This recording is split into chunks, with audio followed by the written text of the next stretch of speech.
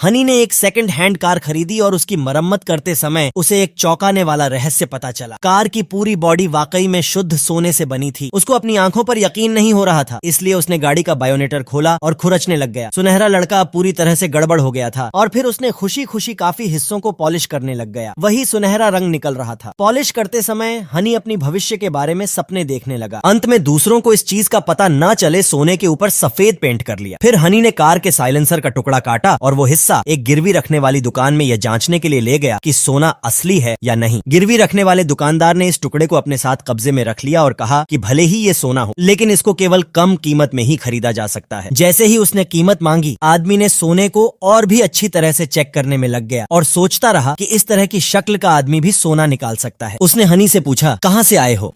मैं नहीं बताऊंगा। इसलिए हनी ने सिर्फ पेपर पर सिग्नेचर की और पैसे लेकर वहां से चला गया। अब हनी उस पूरी कार का क्या करे? वायरस से भरी हुई बाल्टी ट्रक से नीचे गिर जाती है और ट्रांसपोर्टेशन के अलकारों ने फौरन अपने आप को पहले ही जहर के मास्क से ढक लिया था, लेकिन वो ही जहरीला वायरस मुसलसिल खाई में बह रहा था। इस वक्त बचा हुआ वायरस वो लेके चले जाते हैं। तभी एक कुत्ता आकर उस वायरस को पीने लगता है। वहाँ के लोग पत्थर उठा के कुत्ते को भगा लेते हैं और कुत्ता जंगल वाली साइड चला जाता है। लेकिन रात को वही चौकीदार जब घर जा रहा था, तभी वही कुत्ता उसके सामने आ जाता है, लेकिन अब उसकी आंखें लाल और जिस्म पर खून लगा हुआ था। कुत्ता अब इसको खाने की कोशिश की, तभी इसको पत्थर मारता है, लेकिन कुत्ता उस पर भागकर हमला कर देता है। चौकीदार गुस्से से घर आके रोटी खाने लगता है। तभी उसकी बीवी कहने लगती है, सुनो, जिस कुत्ते ने आपको काटा वो जिंदा तो है। फिर उसको गुस्सा आता है और उठकर अपनी बीवी को काटना शुरू कर देता है। तभी उसकी बेटी को हाथ में प्लेट आते हैं, तो वो भी बाप को मारना शुरू कर देती है और बाप एक कमरे में जाके गिर जाता है। तभी वही वायरस उसकी बीवी में सजाता है। अब वो अपनी बेटी को काटना शुरू कर देती है। फिर वही बाप अब दोनों को काटने लगता है। ए भगवान, अच्छा है मैं अंधा हूँ।